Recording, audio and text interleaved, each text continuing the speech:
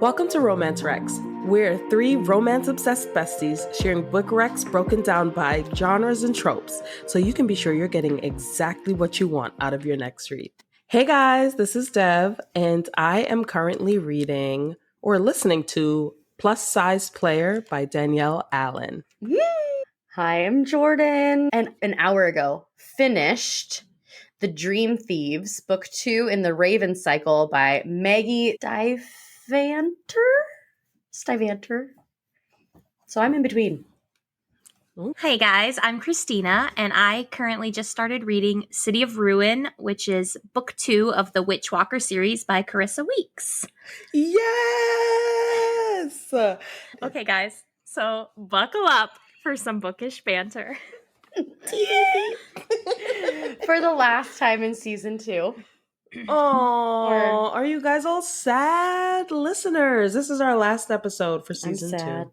I'm sad. I know. What a whirlwind of book recs we've had. So, jeez. This is exciting. Today's episode is actually brought to you by some attendees we had at our last meetup, our Galentine's event. We actually had winners of our Extremely hard trivia. Yeah. Extremely hard. Brought to you by Devonnie. Level. Expert level. I'm not gonna lie to you. Don't pick me to do trivia because it's gonna be hard. If you like hard things, I'm your girl. If you don't, find somebody else to do it. So yeah, they Jeff makes trivia. Everything hard. It's all hard.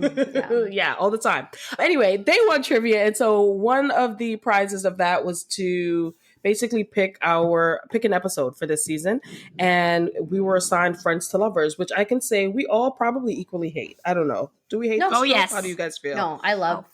I like it. I enjoy it. So it's just me. It's just me and Christina. Cool. I do not like this. I know. I enjoy it. Yeah. I will say, you know what? Hate is a strong word. I don't enjoy Friends to Lovers, but it's not one you seek out. Yeah, it's not one I seek out, but the ones I've read hit. I have some recs for y'all that really hit in the Friends to Lovers department, you know? But yeah, it's not my favorite trope. You gotta dig through them though. I feel like it takes a while to really get to, because some people I think we can I think we can discuss this as we go. Sometimes I don't quite follow like the logic of some of the things, and Agreed. But I think when it's good, because it can be like the ultimate pining. Yeah, you can get the ultimate pining out of that, and the build up and the slow burn. And I will agree that the best relationships are founded in a friendship. 100% agree with that. Right. I just don't think you need to be friends for 2 decades to get there, but that's just me. And most of the time in Friends to Lovers too, they're like, they've been harboring these feelings for years. And I think that's what takes it. Because like, baby girl, sir, stand up. Like, somebody say something. Because friendship. The friendship can burn. What if there's a loving relationship on the other side? You know? Let it burn. Let it burn. Anyway, we'll get into it. And like I said, it's not my favorite trope, but I do have really good recs that I stand behind. So, well, okay. I got a little bit of everything. So I will say that the group that chose this, and I talked to one of the members of the group that did trivia, right? Shout out M. I love her so much. She's a bestie. She is of one of our besties. Sure. She listens to everything. She comes to all of our events. I worked with her years ago. She's so sweet. I love her. Her handle on Instagram is a book reading princess. M. I was messaging her about this trope, and I was like, okay, this is the trope your group chose. You got to tell me, like, do you have some good books for me? Yeah. Ahead of this episode. And she listed some out. She's like, honestly, and I take those all with a grain of salt. I don't know why we chose that one. We couldn't really think of anything. And that was the name of our group for trivia, was Friends to Lovers. So here we are. Thank you all so much. Wow. So they punished us. Yeah, but we are here to do their homework. We are here, and that's what the pod is anyways. That's what we are here for. And after all that said, I had 8 Friends to Lovers. And I read 2 specifically in the lead up to this because I wanted some fresh stuff. But I have a lot. So I enjoyed. Yeah. So, you know when a teacher tells you write 3 to 5 sentences? I wrote 3 sentences. Okay. Yeah. I did the bare minimum I had to do for this episode. I'm like, no, thank you. But on that note, I will share my first quote because this is one of my favorite series of all time. And it just so happens to be a Friends to Lovers, okay? This is from Sinner's Playground by Caroline Peckham and Suzanne Valenti. Of course, going out with a bang. I had to. There was just a part of my soul that was always going to ache for the boys these men had once been and would recognize them even in the dark. Because they grew up as like kids before romantic relationships came into play. And there's just something about knowing someone their whole life, right? So, That's so sweet. yeah. And it's a white shoes. So all Cute. the best I love things. that. Okay. Well, I have a quote. Perfect. It's 'Cause I also don't from a yet. recommendation today. And I felt like it really kind of encapsulates friends to lovers, how there's always like these blunders going on and no one really knows what's happening till it's happening. So the quote is from the book Him by Serena Bowen. And it says, Jesus, good thing he's not a traffic cop because he's sending enough mixed signals to cause a 10-car pileup. Oh my gosh, that's cute. Very funny. Okay. This quote is from one of my recs. I'm going to share it because it's just so ridiculous and I think out of control. But it is from Behind the Camera by Chelsea Curto. I'll get into that in a bit. And it's, what about the plates? I tease. And he opens the door to his bedroom. Washing dishes is one of your favorite pastimes. I think fucking you into the mattress might edge it out. So I'd like to give that a shot.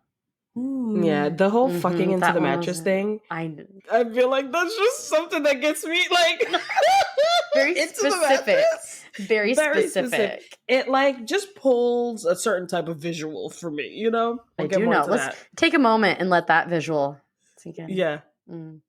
Uh-huh. Okay. Right. Thank you, Chelsea. Yeah, thanks, Chelsea. Okay. Well, I'm going to jump in and I'm going to start because I am the most excited for this and I'm going to just get us going. I will say I'm not going to talk about Sinner's Playground, the book my quote came from, because I've talked about it on other episodes. I just go look it up if you haven't, okay? Or better yet, go back and listen to our whole catalog. You'll hear. Period. So my first recommendation today is called The Pact by Belle Harper. This is an Omega-verse. Why choose friends to enemies to lovers? Okay. Wow. Packs a lot in there. I mean, yeah. And it's a light bully romance. So It's up your alley. it's right up my alley. It follows Mila, Roman, Jace, and Hunter from high school through college. And so it has alternating timelines. So with the change in chapters, you get not only change of POVs, but change of whether we're seeing them as teenagers or we're seeing them as young adults. So Mila and her boys were the best friends growing up. Like they were their own little group. They were super tight. No one could get in there. They'd spend every day, all day together during the summers. I mean, they had their own treehouse in one of the kids' backyards, and it was their spot, right? Mila and her boys, and everyone knew it too. Also, she didn't know this at the time, but like all the boys in the school knew to stay away from Mila. Like that was a no-go because they were looking out. So Right. Off limits.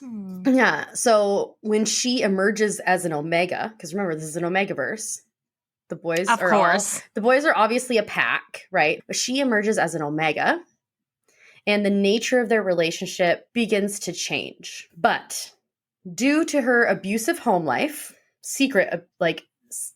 with this shift in becoming an Omega, things change very quickly and very drastically at home. And I'm not going to talk the specifics about it because that's, a big mystery in the book. But she's ripped from their lives without a word. So she basically to them disappears overnight after making some big statements and promises to each other.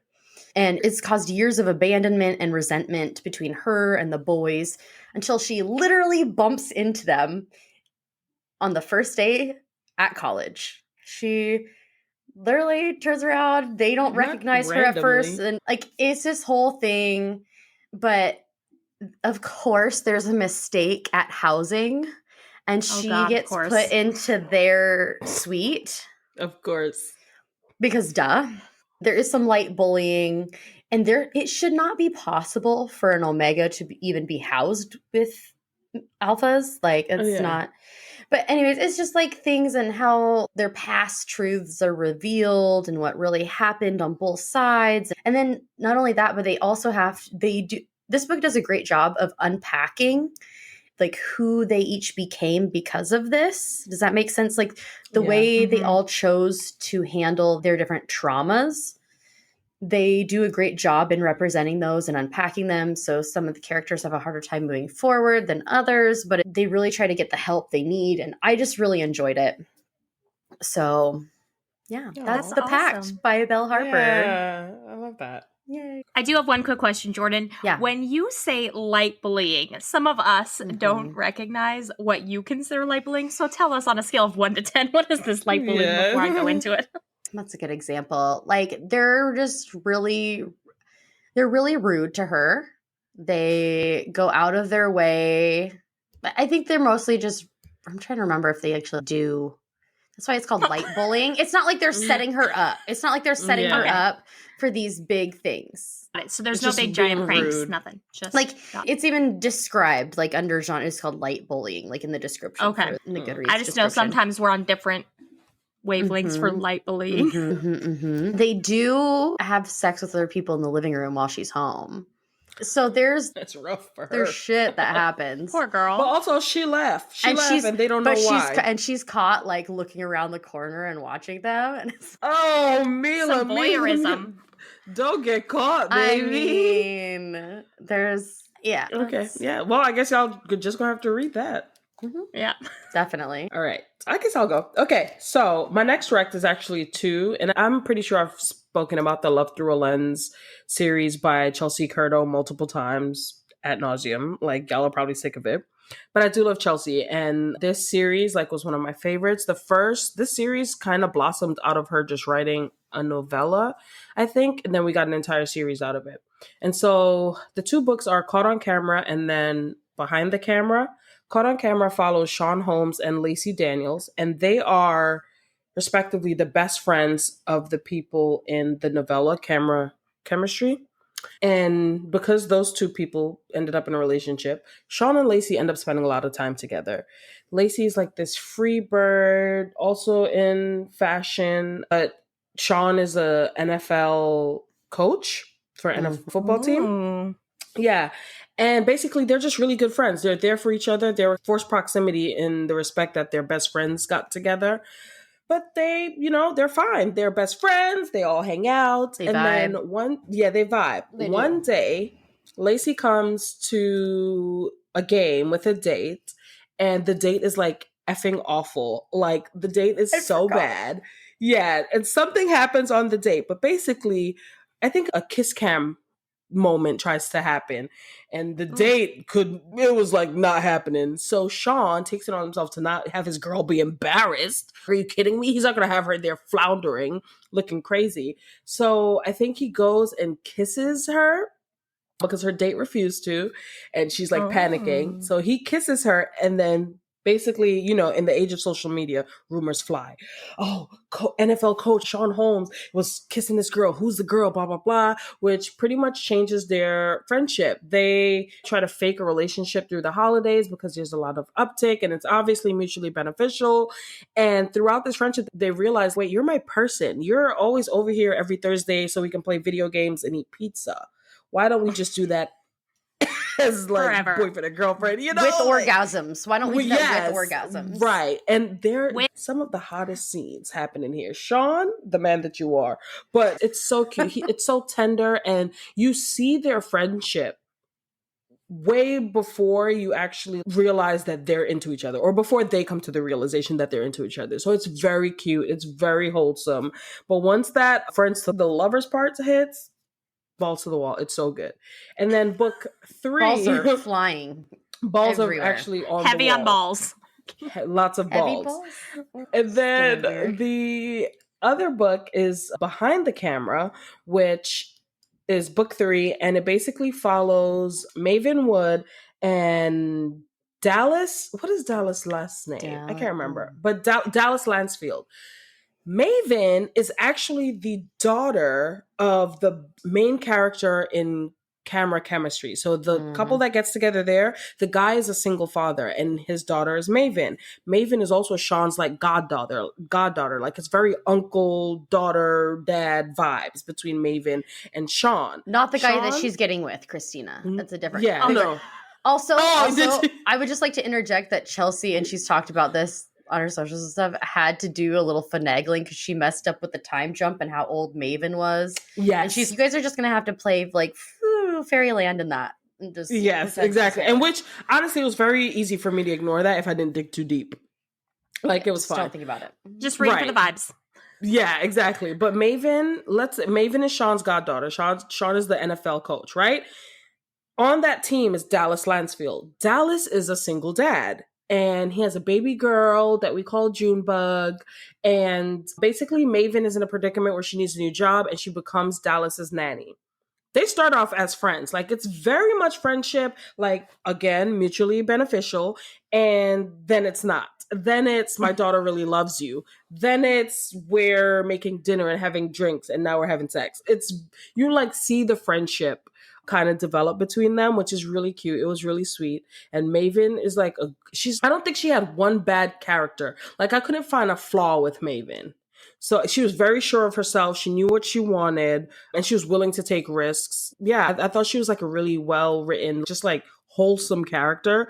And then Dallas, of course, he's a single dad. He wants to make sure he picks the right woman to be around his daughter. And when he found that in Maven, you see their relationship progress as well. They each have to go through their own hurdles, but like these two books in that series, I think are really good. And I know you're probably thinking, why didn't I include the first book in the Friends to Lovers? Because that is not Friends to Lovers. Baby, they meet at a photo shoot and then they together. Like, it's very much so insta love, if anything.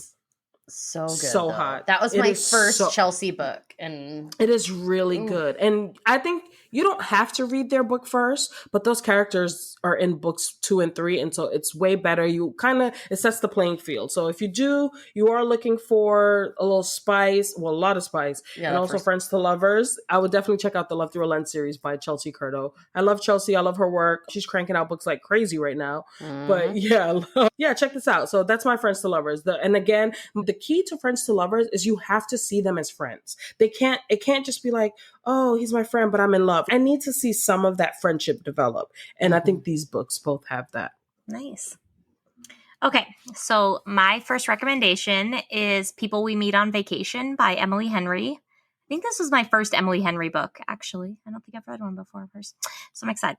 So this book follows best friends Poppy and Alex, who met in college, and we're surprised to find out they're both from neighboring tiny towns in Indiana, and so that's how they first met. They have nothing at all in common, like the most opposite people on planet Earth. But they agree to carpool back to Indiana together because might as well share the gas, right? And then on their drive back, maybe they realize they have one thing in common. So they're like, let's hang out this summer, right? And they decide to hang out, and Poppy confesses like she loves to travel, but she's never traveled. That's all she wants to do in her life. And Alex says, oh, I've never traveled either. It sounds like fun. So then they decide they were going to travel together to Vancouver Island. So that's their first summer together ever. They go to Vancouver Island and have an amazing time. And so it becomes tradition for Alex and Poppy to go on vacation every single summer together, and they go traveling all around the world. And so the book is set up where you have like modern this summer, and then like 12 summers ago, then this summer, then 11 summers ago. And it goes back and forth every single summer to kind of see their relationship. But as they get older and have careers and stuff, they stop hanging out, really, right? And Poppy is like miserable. She misses having her best friend Alex around. So she calls him up and she's, hey, let's go on one of these vacations again. And he's, well, actually, I've already got to go to my brother's wedding. And she's like, that's okay. We'll make your brother's wedding in Palm Springs, like our destination. And he's, okay, sure, fine. And so she decides she's going to have this perfect trip to make Alex be friends with her again. So she plans this amazing trip, right? But everything goes wrong on this trip. So the AC goes out in their Airbnb, and it's like 100 degrees in Palm Springs. They have this faulty rental car with a tire that bursts in the middle of the road. And then a kid like has diarrhea in the pool, and they have to empty the pool so they can't even go relax in the pool. It's like awful. Alex is having a miserable time, and Poppy's trying to finagle this trip to work, right? It's rough. Couldn't go worse. But finally, Well, and they're like, already Poppy- tense, right? They're already Yeah. like their Yeah. relationship is It's not strained. seamless. Their Yeah. relationship is strained to begin with, so. Mm-hmm. So Poppy's really just trying to bring this whole trip together, and she finally is just, please, let's be friends. And we're not even friends Poppy. anymore. Good God. It's so rough. Yeah. I'm having secondhand embarrassment for Poppy. I'm like, girl, why are you trying so hard? Well, and the reason that they fell out, sorry, I read this one too. The reason they fell out is super it feels super once you learn, because you don't know why they fell out for most of the Yeah, book, till the right? end of the Remind book. me, I haven't read it for quite a while, Christina. And once you find out, you're like, oh, this is more awkward than I thought. Yeah. So you have to kind of find out if their 12 years of friendship is enough to last the chaos of this trip, or if it's going to really like be the final straw of their friendship. So it's cute and fun. It's a quick little like summer read. You could read it in a day. It's a good one. It's like warm little beach read, I think. So it's just a fun little enemies to lovers. I will say though, it's closed door romance. So yeah, mostly There's it's just not a lot. I wouldn't say it's closer. I would say there's just not, they don't really, A lot of there's not a spice. lot of action, because when they tried, there was issues. Yeah, there's just Not not with a them, lot. I but guess like there's just- the air, like yeah, there's just not the a air lot. conditioning's out in their Airbnb. It's 100 degrees. No one's Hot and sweaty. Right? Yeah, that's too much. I'm about to go into cardiac arrest. Please. No thanks. That's crazy. Okay. Yeah, I I thought it was cute. I'm glad you thought it was cute, Christina. Thanks. I do not I have a think rough Jordan time. did. I did not I have like a it rough at time all. with M. Hen, but I tried reading this one and actually donated this book, or I gave it away during one of our book events. So our did meetups, I. because, yeah, it's not my favorite, but I will say I have an M. Hen rec on this. I'm gonna give y'all because I found a book that I actually like by her. No offense to Emily Henry, but that's not my girl. Okay. Thank you, Christina. You look so positive today. I know. Well, I'm going to bring it back to Chelsea Curto, because Chelsea has another Friends to Lovers. This is in a different series, but you see the characters that Dev just mentioned actually in the background and in the larger friend group from the DC Stars series. And this is book 3 in that series called Slapshot. It just came out this last February 2025. This is professional hockey player Hudson Hayes. He needs a chef he can trust to be in his home. He has had chefs like steal his underwear. He has had chefs lie about being chefs just so they could get into his house. Like just all this stuff. Right? He cannot catch a break. No, he's had it. He's a professional hockey player. He does not have time to be, cooking his own homemade food that's going to fit his dietary needs, so he can like get his calories in, he can get his protein, he can get whatever. He needs some help. Now, Michelin star chef Madeline Galloway enters the scene. She needs a job after her restaurant is bought out and she's let go because they decide to go in a different direction. Of course. They change the whole menu and everything, and they have their own thing. And she was living in Vegas. She's a single mom with her daughter, Lucy. Her daughter is deaf. She was born deaf. And so she's very aware. She doesn't want to make her daughter move if she doesn't have to. Moving any kid is a lot.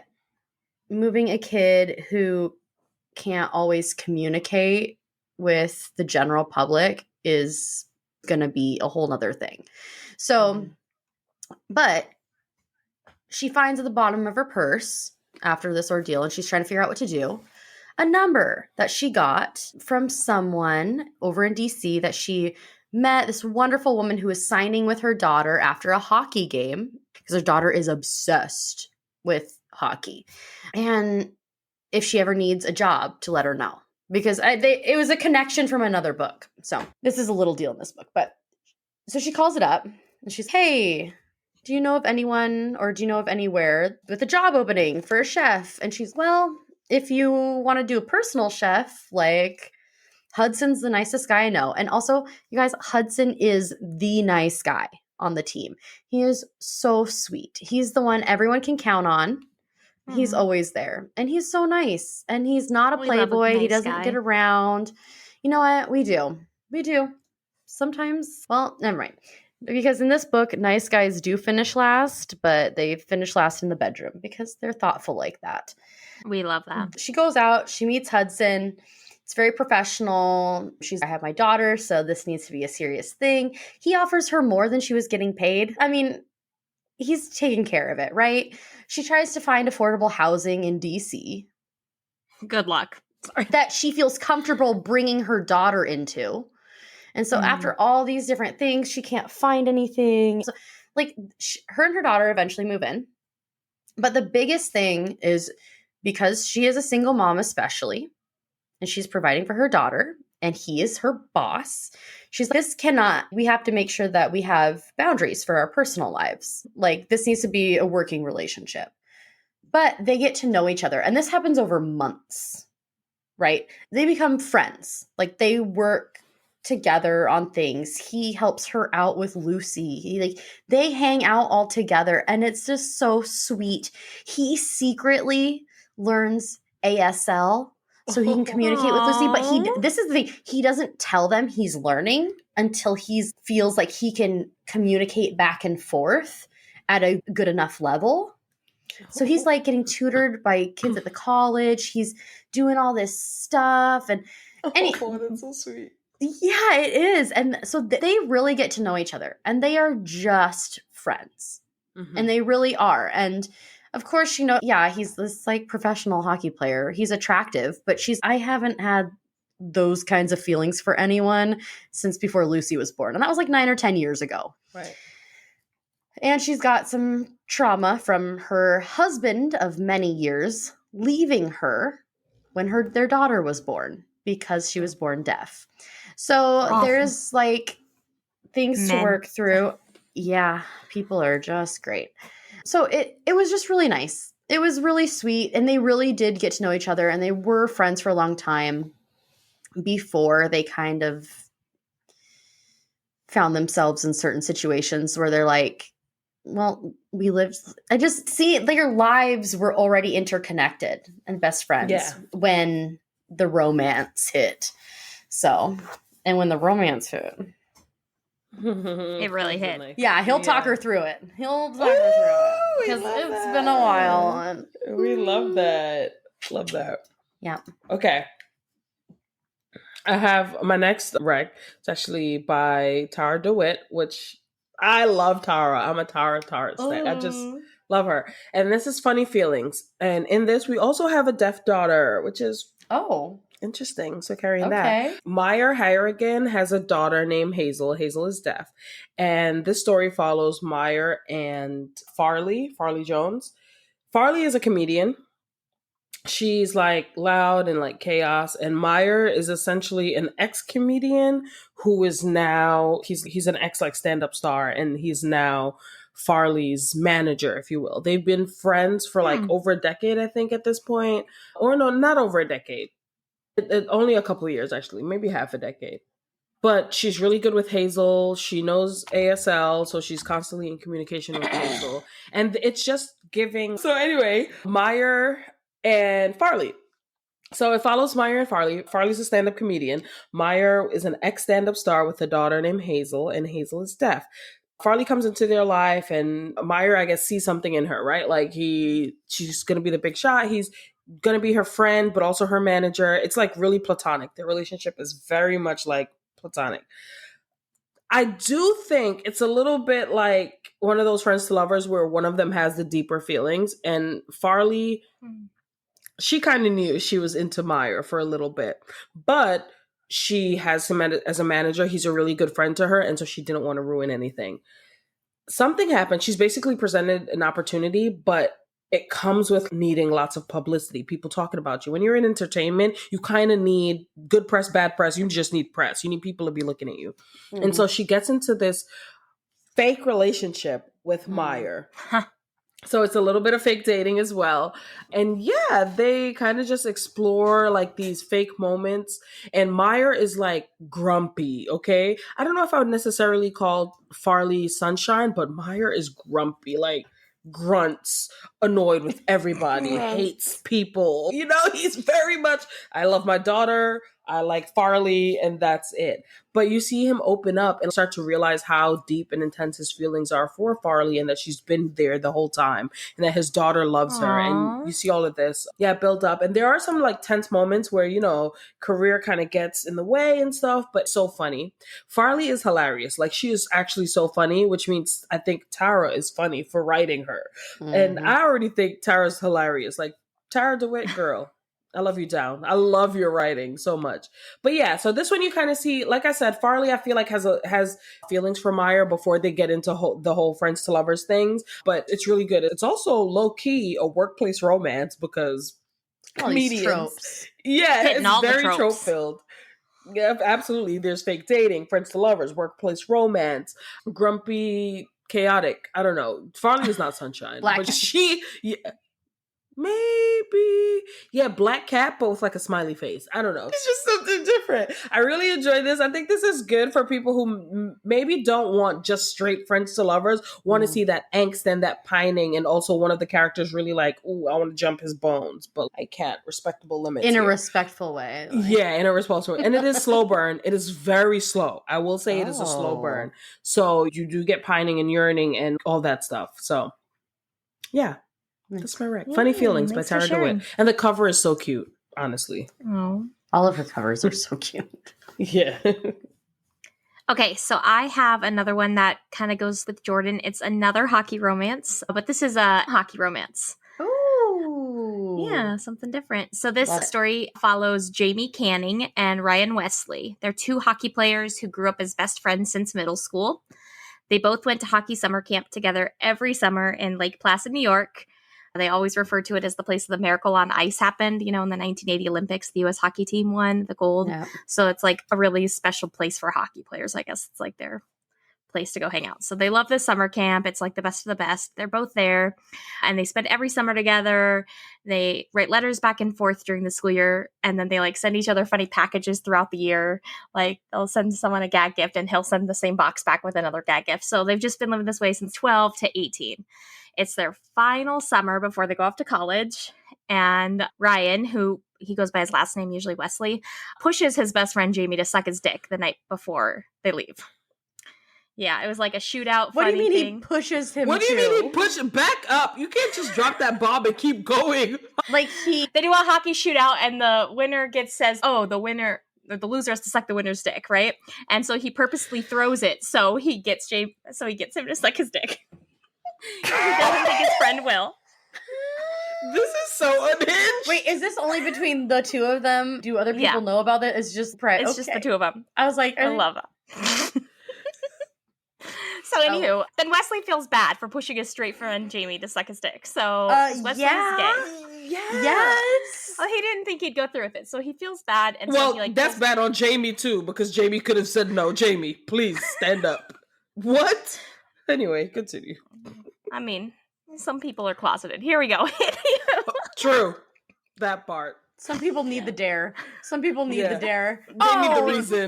No, I'm not going to pick pushed a little truth. bit. I'm not going to pick truth. Dare. What do you dare me? Oh no. Oh no, I have to suck his dick. Suck a little dick. Oh. For how long? Do I have to do it until you come? Okay. Darn it. Love it. Maybe just hold my hair. Just pull my hair a little bit. Exactly. Anyway, so he forces Jamie to suck his dick. And then Wesley feels bad about it, right? So he goes off to college. He like immediately cuts himself off from Jamie, right? Because he's like, embarrassed? he feels so bad. That's a me move. So dumb. Suck and leave. Done. No, not like that. Not like that. Anymore. Not anymore. That's the asterisk. I missed this unhinged. This is perfect. What a way to end the season. So they go off to college and they never talk again. Separate colleges, like literally opposite ends of the country, right? Anywho, now they're in the Frozen Four, which is like the Final Four for college hockey sports. Yeah. Lo and behold, their teams are playing for the championship. Wouldn't you know Of course they are. Loser has to suck the winner's dick. Got it. Not the bringing the dare back. Anywho, Wesley goes to Jamie's room after Jamie's team loses. He wants to say, oh, good game out there and stuff. But who answers the door but Jamie's girlfriend? And Wesley, he goes out drinking. He's so mad because this has been who he's pined after for years. Poor guy. He's heartbroken. But been thinking about that blowjob for a long time. That's sorry. crazy. Exactly. He calls up his old coaching friend and look, I know that Jamie still works at your summer camp to mentor the kids. So sign me up. I'll come work for you too. Because what a better way. Wesley, Why? Wesley. My God. Wesley is so thirsty. He gets there and guess what? They're roommates. History will call them roommates. Not history will call them roommates. And wouldn't you know it, maybe Jamie isn't as straight as we're led to believe. Well, with his also girlfriend. People can be bi. Right. Yeah, he finds that out. He looks up both. He looks at both porn, so he really likes the gay porn, and then he turns on the lesbian porn and he likes that too. He's, that's interesting. My dick responds to both. So I love a good scientific research moment. Yes, it was. It really was. Really difficult work. Really hard. Yeah, truly. Really hard. Really have to dig in deep there. I just want to say that this is a book full of two 22-year-old boys, so it's going to be a little juvenile. There's going to be a little ball busting, literally. So just expect some of that, the little back and forth arguments where we're 30-year-olds and we're like, shut up and just kiss already. Yeah. Right. You get there, they have two little twin beds. They try to push them together. They end up pulling their mattresses on the floor to snuggle. It's so sweet. Oh. That sounds really uncomfortable. My back hurts thinking about that. Oh my God. They're 22, okay? That, right? They're young when and I was limber. 22, I slept so many places I don't even want to. Yeah, Exactly. when you're 22, you can sleep on the hood of a car all night. You'll be fine. There's sink in the back. Yeah. Anyways. Yeah. 22 is something different. Us in our 30s, I'm not sleep. I can't do it. Mid-30s. I need a king size bed, pillow top. No, I get to VRBOs and I jump on that mattress and I'm like, oh, gross. Yeah, this mattress is very not judgmental doing it for me. Yeah. I have a $50 pillow I take everywhere, so I get it. See, yeah. Anyways, this book does have a sequel called Us, and then a novella follow-up after that called Epic. So it is part of a series. I haven't gotten to read the other two yet, but I do love these two characters. They're super sweet, and it's just kind of cool to see their relationship grow from best friends who send each other gag gifts to gagging on cocks. That's how it goes. You've been waiting to drop that. Yeah, I know you wanted to say that one. That was a good Christina moment. That was perfect. Love that. Classic Thank you so much Christina. for that. Classic. So read him. Okay. Well, I'm going to take us in a completely different direction. Usually we're pretty smooth on accident, with these, but the last with our recs. big rec I have is super sweet novella called Please Be Mine by Kay Cinco. This is an indie author. I read this book in February on, what is it called? Fable. Sorry. I read this on Fable in a book group, monthly book group with Stacey Hicks from Romancelandia Bookshop, who we interviewed last year. She was our first interview, actually. I know she carries a lot of Kay Cinco books, so this is a novella about Jake Talbot, who's coming out of a dark 6 years of deep depression and addiction. Okay. Just pulled out Wild and Wrangled. Yeah, I forgot that it was on my shelf and that I haven't read it yet. Sorry. I was just looking at my shelf. I'm sorry. I pulled out Wild and Wrangled, guys. I was thinking that might be Friends to Lovers. I know. I got distracted by pretty books. Squirrel. That moment was giving squirrel, Christina. I'm not gonna lie to you. I looked over. I said, shiny. "Oh, that's pretty." Yeah. I was like, does she have this book? Does she have Kay Cinco? This is wild. I don't remember seeing. Okay. No. The wine is whining. Continue, Jordan, please. the wine is Trauma. whining. We were talking about trauma. Thank you. Yeah, I'm like addiction, deep depression and addiction. Oh God. Okay, I'm gonna start this over. Okay. Please. I'm gonna mute myself. Okay. So, Jake Talbot, who's coming out of a dark 6 years of deep depression and addiction, his mother passed away years ago. So while cleaning out his mother's house, to sell because he's getting ready to sell it. He finds a piece of paper wrapped like in a pair of pants that were like thrown in the corner of his old room. And the last time he wore these pants was to his mother's funeral, right? Like he was not doing well because depression and big moments like that already in life are kind of hazy anyways. So he finds the name and address of his high school best friend. Okay, they did marching band together. They were really big into band. We love band geeks. They were besties. And on a whim, he writes to his old high school best friend, not even knowing if the letter will still reach her, right? She might not even live at this address. Yeah, I'm not going to look her up any other way. I'm just going to if this letter gets to her, awesome. And it finds her. And she writes a letter back. The whole book is that the letters they send to each other. And then occasionally they'll talk about things that happened in high school. And it's just so cool. Through these letters, they tell each other the things that they've missed over the last 6 years. They rebuild their friendship and they really gain a deep understanding of where the other person is in life, the things they've been through. She is now the band teacher and leader of a band for like their old high school's like rival school. And she teaches and does all this stuff. So that kind of comes into play. It just feels really deep and meaningful. And it's super sweet, kind of heartbreaking at times, but just the way it's written, really cool. Because it's all letter form and they sign it differently and they bring up their old high school nicknames. And it's a novella. It's 73 pages.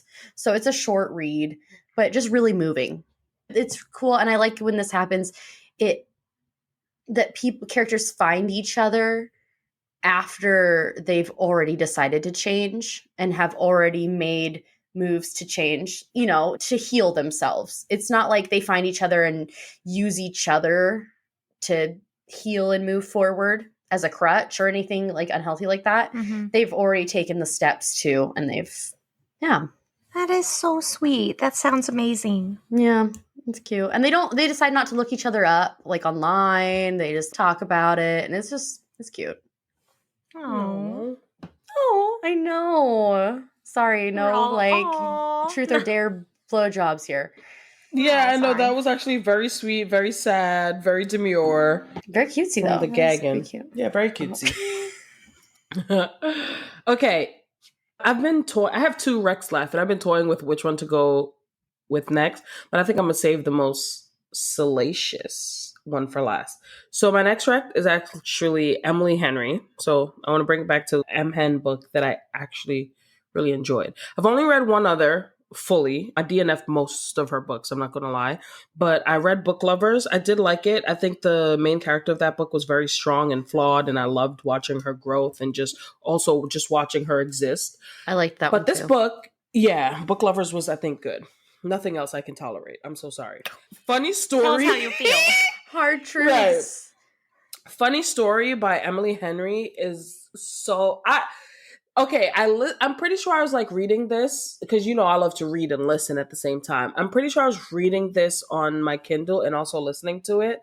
And I had so much fun. This is the most chaotic Friends to Lovers. When I tell you the tea is hot in this book, let me set the scene. We have Daphne and then we also have Miles. Is his name Miles? One second. Miles. Okay. Okay, let me tell you about. I'm so sorry, but this is so chaotic and so messy, Emily. Miles and Daphne are in separate relationships. They're not even friends, y'all. Yes. They don't know each other, okay? Right? There are 2 main characters, right? So eventually there are love interests, but they do not know each other. Daphne is like, she loves her fiance, Peter, and they have a story about how they met, right? I know. First of all, I hate a Peter. I'm scarred by a Peter. Peter, pumpkin. Yeah, but I hate a Peter. I can't do it. So anyway, they're one of those people who, like, when they're at the function, when they're at the party, when they're talking, Peter, honey, tell him how we met. And then they go into this long, sickening story about how they met. They have one of those stories. And it's a story that it's like a bit they do all the time. Peter will tell the story and he'll say, yeah, all these things. He's kind of well off. Daphne pretty much uproots her life and moves to Waning Bay, Michigan, where Peter's from and his family is and everything, to live there and support her fiance. And like, when you're getting married, those decisions make sense, right? You uproot your life, you make those decisions because it makes sense. You're getting married. So, but she doesn't know she's not from this place. So she moves there. She has no friends. She's a children's librarian. She's not I love close that with for her her. work.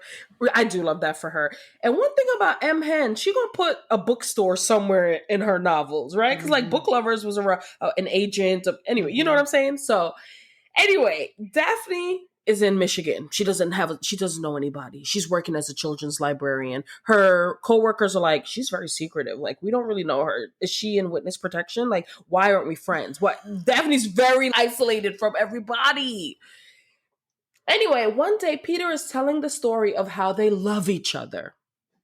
And he realizes, I'm actually still in love with my childhood best friend. No.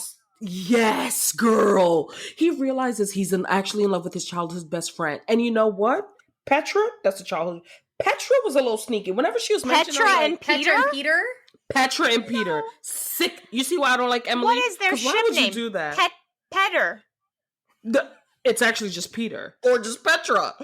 It's sickening, but she had to make them unlikable because they are truly unlikable. It's PP. And they stink, so it tracks. Anyway, they realize they're in love, so Peter breaks up with Daphne. The wedding is Petra. off. Petra is in a relationship.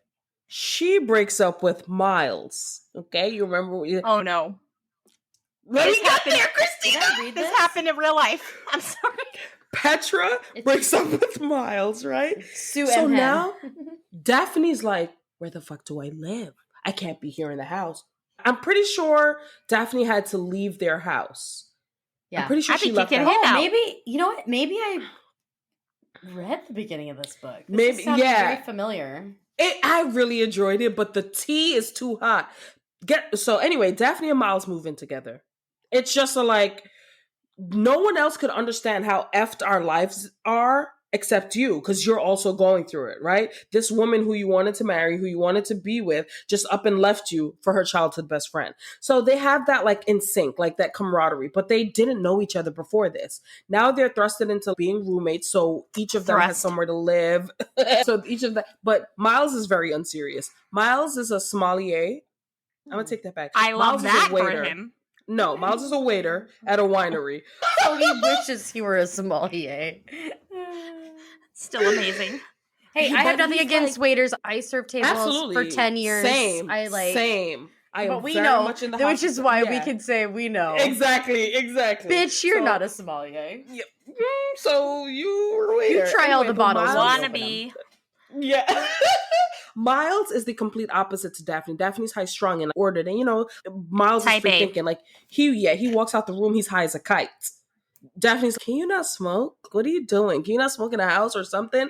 They have that kind of relationship. So you honestly they're not friends. At the beginning of this book, they're adjusting to still living together. They're going through the motions. They're like in this situation because their exes suck and are now happy this is like and like trauma frolicking. to friends to lovers. Right? Anyway, they decide, Miles and Daphne, I think they're both going to try to make their exes jealous, right? So they get together, and it's fake dating, essentially. And they like try to, fake dating. I know, fake dating finds me. And I think that if I'm going to do friends to lover, I think I need the fake dating in there. For some reason, I don't think I could just do straight friends to lovers. So, because all my friends to lovers recs, I think, have a bit of fake dating. Anyway, they decide to get together. It's like a bunch of adventures. There's photo op. There's like getting people jealous. There's exes actually getting jealous, which is crazy. It is so This much is tea in chaotic. this book. It is chaotic. And that's why I like it. Because typically the reason why Emily Henry doesn't always land for me is because it just feels very tame. It feels very low stakes. It feels like while she does write serious situations and lots of trauma, the people fall flat. The characters fall flat for me. The story just kind of falls flat. But this, I was like, I can't believe this is happening. Oh my gosh. And Miles was so funny. And Daphne was unintentionally funny. Like it was just honestly, Dev's there washing her dishes, gasping. Because I'm listening. I'm like, girl, Miles! That is me the whole time I'm listening to this. I did give it 4 stars, so I think I really did enjoy it. I enjoyed the hell out of Highest this. honor. Yeah, high. Y'all know that 5 stars coveted. So not for I do M-Hen. enjoy it. I think you'll enjoy it. It's really cute. It's really funny. It is so unhinged at moments. And I also think there's an element of very seriousness, because again, Daphne picks up her entire life and moves to be with this man. And it's like not the best situation, She becomes isolated and she kind of has to Awful. grow herself. She has to develop. So it's really fun to see. And it's also nice to see her relax and enjoy life the way Miles does, So yeah, good job, M-Hen. You killed it. They are opposites in the worst way. And Come together. They came together. Yeah, they come together.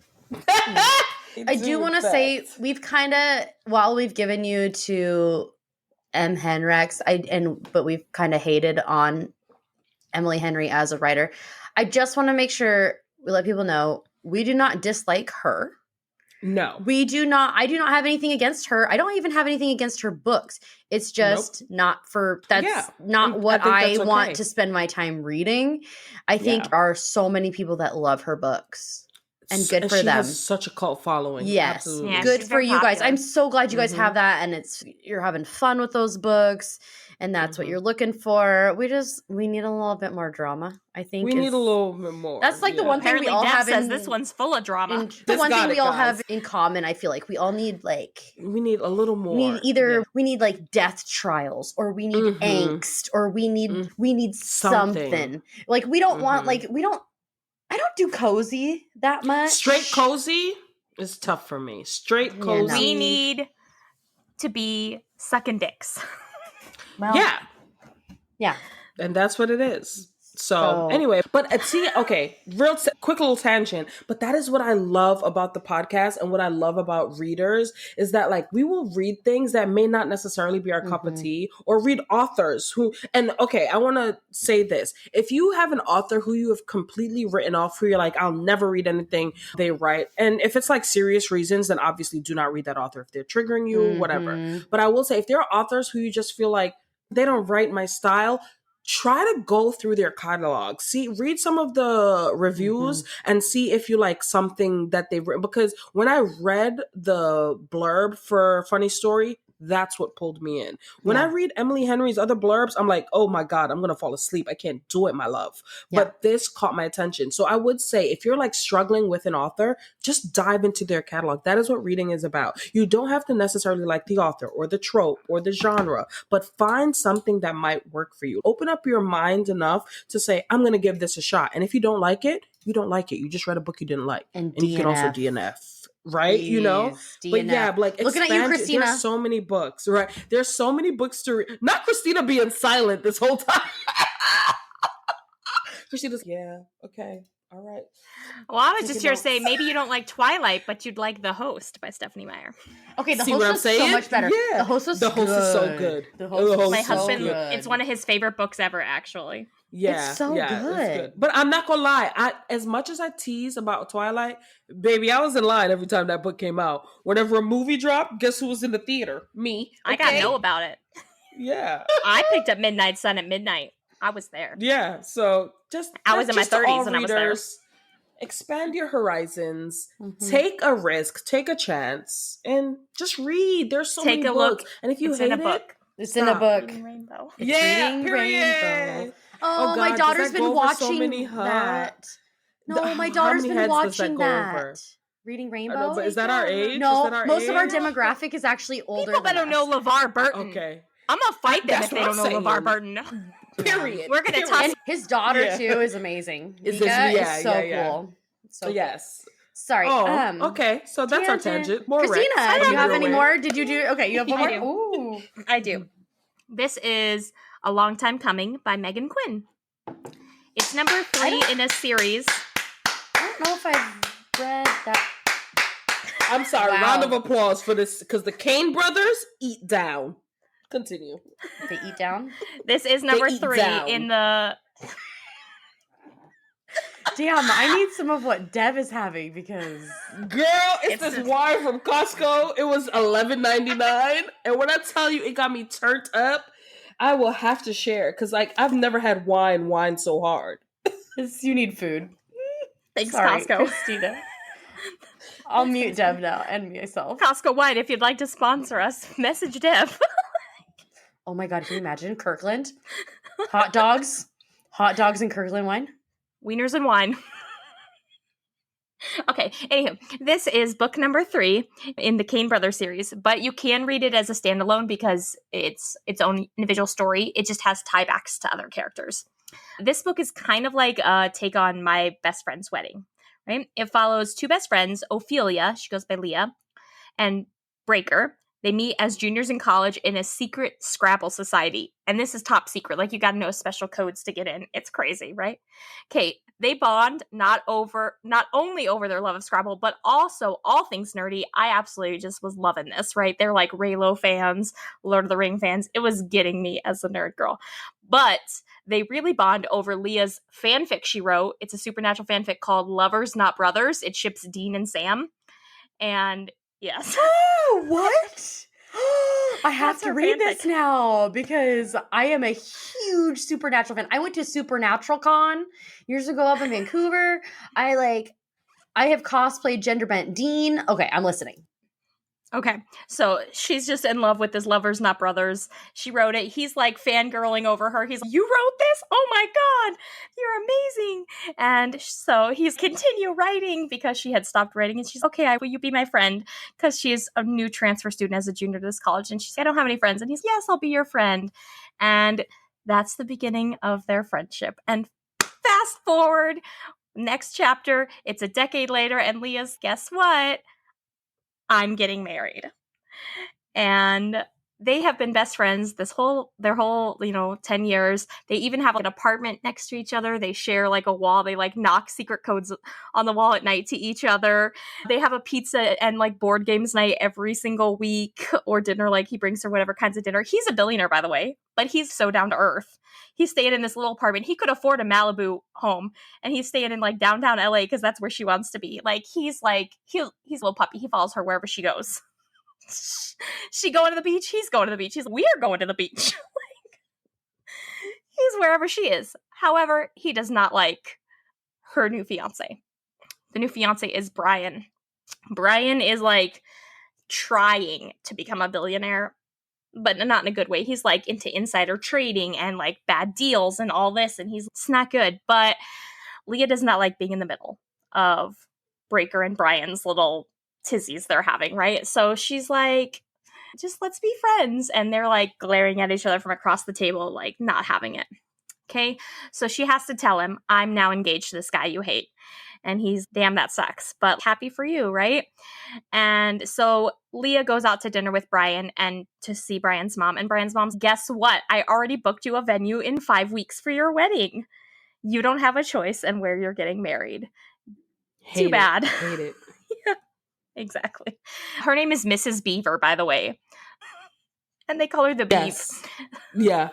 They call her the Beef. And that's Wait, sickening. who is? Brian's mom, her new future mother-in-law. Dude, run. She has monster-in-law written all over her. You're going to wear my veil. You're going to get married at this church. Oh, you're not Catholic? Too fucking bad. Oh, well, you're getting married here. You're going to have this. You don't get to carry. I want to carry daisies at my wedding because her parents died. It was my mom's favorite flower. And she's like, I don't give a shit what your mom liked. You're carrying red roses. It's like awful. She's just this horrible person. So Leah's like dying inside. And I don't know how to stand up to this woman. And then she's, Breaker, will you please come be my man of honor? And will you come help me do the wedding planning so like I can have a little bit of myself in this wedding? And he's, absolutely, girl. Like, I'm there. Let me back you up, right? Okay, so he's helping her pick out flowers. He's helping her at the church. He's going around with her. Then they go to pick out the dress, right? Leah puts on her dream wedding dress, and Breaker sees her. And cue the part of the movie where there's all these flashbacks, but you see it in a new light. He's looked back on the 12 years of his life and he's, what the fuck was I doing? This is the woman for me. He's like, all along, it's been her. No wonder I haven't been able to ever have a girlfriend, right? Because it's always been her in my mind, right? He has a new plan. Instead of helping her, like, plan the wedding, he's going to break up her wedding. That's his plan. And not tell her. She doesn't get to know, apparently. He's got this secret plan going on. It sounds like this female main character doesn't get to make any decisions in this book. For a while, no. You're right. You're absolutely right. Yeah. She doesn't, because Breaker's having this old thing too. And then Breaker's, guess what? You're going to do this and you're going to do this. So you're right. She doesn't have a lot of choices. Finally, Leah stands up for herself a little bit, puts her foot down. You know, it's a great scene. Breaker is the fastest rebound that's ever rebounded on this whole planet. You blink and you miss it. It's like the next page. It's crazy. But it is very spicy. Like, it's hot. Damn, is it hot? That's all I gotta say. Like, this man. When Megan Quinn is on, she is on. Yeah. The Kane Brothers series, I read this entire series. And when I was foaming at the mouth for Breaker's book, because you get hints about it. Like in the first two books, they're always mentioning his best friend. And then you finally see the best friend and you're like, oh my God. And yeah, it's really good. They are very compatible. Is all I'll say. And also, like, you're right. She doesn't get to make a lot of decisions, and I hate that. The Beeve pisses me off. The fact that I know her as the Beeve and that everyone calls her the Beeve also pisses me off, because why is that your name? Why are you a tyrant? Why have you planned this girl's entire wedding with no input from her? And why is your son a little bitch who will not... That's the worst. That's the part. Will not stand up for her. Just rolls over. Well, my mother wants what I want. And yada. Yes. Ugh. I wanted to eat this man off a cliff. PSA for all of our female listeners, all of our women, all the girlies, non-binary, anyone else. If you are single or you are dating and you're thinking about getting married, or when you do, yes, your in-laws are important, like to kind of like figure out what that dynamic is going to be about. But the most important thing is, where does your husband stand if there are issues? Or if there will be. That is the most important thing. Does your husband have your back first and foremost? Snaps. Because 100%. They absolutely should. Sorry, carry on. And if he doesn't, run. Yeah. I'm sorry, that leads me... Quick tangent. Absolutely. I'm watching Extracted on Hulu. I don't know what service provider does this, right? But I'm watching Extracted on Hulu. And they're Extracted, the premise of the show is that you have loved ones that are out in the wilderness and people are back home in HQ and they can send their loved ones survival things to help them win. Not the Hunger Games. Yes, girl. It is the Hunger Games in real life. And yes, you can send sponsored gifts. That's crazy. I didn't realize it was the Hunger Game. It's the Hunger Games. And it's in British Columbia because, it's beautiful. But they're trapped in the wilderness. There is one couple. Oh my God, this sweet woman. I think her name is Ashley. She is engaged to someone. And her team is her fiance and his dad, right? This man actually struggling to make a fire. She can't make a fire. He gets multiple opportunities to send her like cheat codes, gas stuff, lighters to help her make a fire. The first time she can't make it, he said, I'm not marrying her if she can't make a fire. He says that out loud in public. Number one. Number two, he refuses to send her the easy way out. So watches her struggle, be cold, can't boil water, instead of sending her a lighter. Run from the people who would rather teach you a lesson than see you survive. That is terrifying. And I just hope that when she finishes the show, I don't know if she's been like extracted yet, but I hope when she finishes, she watches it and see that her fiance did not have her back and would instead love to watch her struggle and teach her a lesson and make sure she knows how to start a fire, then send her a fucking lighter so she can light some shit and boil water. Okay? Reminds me of my favorite quote. It says, it's not your job to set yourself on fire to keep others warm. Warm. Exact. And in season 3, we will be giving you dating advice, and we will have And callers free therapy. call in, Yeah. and we will be giving you relationship advice. So Through that's books. Sorry. season 3. Yeah. Sorry. I had to go for that tangent because that pissed me off. Okay. No, Anyway. between me and you got it. So sorry, Yeah. Christina. I feel like we always do this to your books because you have such great things to say about your books. Like, I love the way you succinctly wrap. I love the way you describe the books you read. For one, I've always loved it. You're so good at it, but it always like inspires. Like, yeah, let's talk about. So I'm so sorry. I'll mute. It's Don't fine. I worry, was really coming to the end. All I want to say is it was a really funny book. Like, seriously, laugh out loud. I'm like dying laughing reading this. Like, I can't even explain it, but there's like a scene in the Catholic Church that I was dying with the veil. I was dying. Okay, I won't say any more than that, but it's so funny, and then it's so spicy. He takes charge. This is where the billionaire shines. He's, girl, you gonna listen. Right. Yeah, and we love to hear it. She's been into vanilla sex. I've never experienced these things. She's like, guess what? I'm gonna try it too. Yeah, poor thing has been so deprived. She had no idea what the possibilities of sexual relations could be. So, and he showed those delivered. possibilities. Yeah, I love that. Yes, he did. So enjoy reading A Long Time Coming by Megan Quinn. Perfect. I do have honorable mentions because, like I said, I had a lot. So aside from the Harley Quinn series by Caroline Peckham and Suzanne Valenti, I have Something Cheeky by Tin Kim Lam. And I don't remember if I ever talked about that one. I feel like I did. That was really good. Look it up. It also has Asian American representation, really great. Like, different cultures are really well represented. Her Greatest Mistake by Hannah Cowan, another hockey romance. I talked about it on Fake Dating, I believe. I mentioned it at the end too as an honorable mention. Before We Came by Sloane St. James it's a bit of a mystery. They were friends growing up, and I think I have that on my Kindle. She went missing. Yeah, actually. Yeah, as a child, and they were best friends. So the male main character is best friends with her older brother. He's like a part of their family, pretty much. She didn't know. She thought she was adopted by the woman she believed to be her mother. And it's just kind of unravels and them meeting again and stuff. So Switchboard by Duet by Heather Long. I've talked about this in another episode too, but I consider this a Friends to Lovers because she is their operator, their handler. And she is their eyes and ears for these 3 different guys for different missions that they do. Thieving and mercenary work and stuff. So they are good friends for years. And then she goes missing and they have to work together to find her.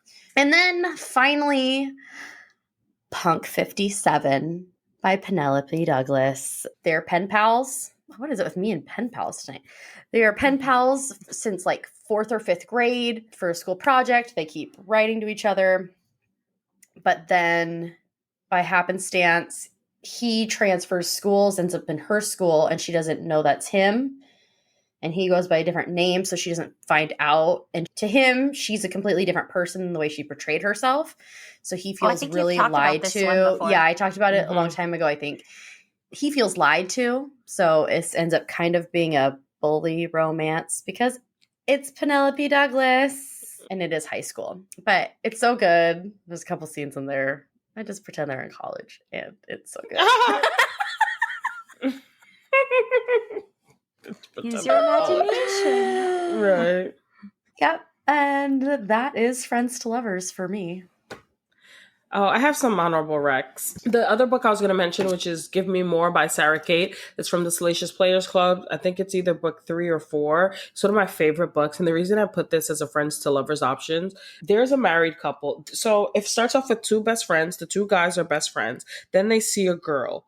And both of them you find out later, both of them are interested in her at the same time. But one makes a move and then they get married. They eventually get married. And then it's the married couple and the best friend, Drake. And basically they go through life together. They're always together. Like the besties are together. eventually it gets into a space. I honestly don't even know how we get here, but Drake realizes he's in love with his best friend. And he maybe always has been, but the other best friend, I think his name is Hunter. Hunter, he's kind of up in the air about his sexuality. He was raised very like religious and no, that's gay kind of vibes. So he has like trauma behind that. But I can't remember why. One day he asks his best friend to sleep with his wife. I think it's like a kink thing. Salacious Players Club follows like a sex club. So there's definitely lots of kink exploration and people, doing things. But he asked Drake to sleep with his wife, and Drake does. And then it comes up that he's also in love with his best friend's wife. So I think it's friends to lover. Number one, it is friends to lovers because the two men are friends and then eventually becomes lovers because it's MFM. But their relationship is honestly so beautiful. And all three of them are really friends. So it's just very heartwarming. But the spice, the Salacious Players Club, I want to say it has 6 books. Maybe 6 books, and this is book 3. This is my favorite book of the entire series. I love this book down. I love it so. Watching Hunter explore his sexuality and come to terms with it was very beautiful and like eye-opening. So I loved that for him. And that's, again, Give Me More by Sarah Kate. I also wanted to mention Next to You by Hannah Bonham Young. Yeah, no, I can't go like an episode without mentioning Hannah Bonham Young. I'm obsessed with her. I love her. Next to You follows Matthias and I can't remember the female main character's name right now, but they're also brought a friendship where they're brought together by their friends falling in love, essentially. And you get to see them realize that, damn, we love each other. We're like really good friends and we're so supportive and I love your family. Let's explore this. Really good. I have a super indie author, Adorable Huckabee Ordaz. Rules of Association is a book 2 in her series, Seaside Mergers, and it follows 2 best friends who their siblings have gotten married and they kind of just related to each other and then they realize, oh my God, are we in love? I think we might be. And so they explore that. Yeah, funny how that works, right? So yeah, those are like my extra honorable mentions. But again, they're great friends to lovers. And I think all of the recs I've mentioned today, they can be like basic friends to lovers, but I think some of them have a little more. If you want super spicy spice, go straight to Give Me More. If you want extreme slow burn, Rules of Association and Caught on Camera. And Next to You, actually, by Hannah Bonham Young. So I think I got a little bit of everything in there for like people who might be hesitant for the genre. Pick it up. Or the trope. Yeah. I was gonna so many tropes. Yeah, I was gonna say that, was it Over Me? What is it? By Sarah Kate. What was that one? Give Me More. Give Me More. Give Me More sounds like the same premise as Gifting Me to His Best Friend, a novella by Katie Robert. So good. And it's kind of the same premise where they are on a retreat, like this married couple and their best friend who's always around. It's, the old popular thing where it's you and me and you me and my friend Steve. Yeah. It's very much exactly that vibe. The three of them are very much like that. And the guys have been friends since like college days. And these are like grown ass adult, like older. And so part of the things that this married couple likes to do is, talk about upside her down being with, is like I don't know if they actually have before, but it's like one of the things they've kind of been working up to and talked about a lot. And then they're snowed in over Christmas with the best friend. And so then they set it up for her to be with him and him to walk in on the, it's just, it's like that experimentation. And then it ends up just like it's working. More like the woman sees it and it's, you two need to figure this out. You two need, I'm going to lock you in this room and you two just need to bang it out or something. Yeah. I'll join you later, but right now you two just figure literally this out. The same as Give Me More. And I love that. So yeah. Cool. Oh my gosh. Is that it? Is that our Friends to Lovers? Is that the end of season 2? This is the end of season 2. So thanks everybody. Yeah. Thanks, everybody, for listening to us talk about Friends to Lovers romance. If you want more content, you want more recs, Go back, make sure you listen to our other episodes. Also, you can find us on Instagram, TikTok, Threads at Romance Rex Pod, behind the scenes content, other Rex, bonus stuff. If you're in the Pacific Northwest area, we do get-togethers. So go ahead, follow us there, and hopefully we'll see you later. Don't know when, but we'll see you soon. Keep your eyes posted. We'll keep you posted. Eyes and ears posted. Yeah. Happy reading. Happy Bye. reading.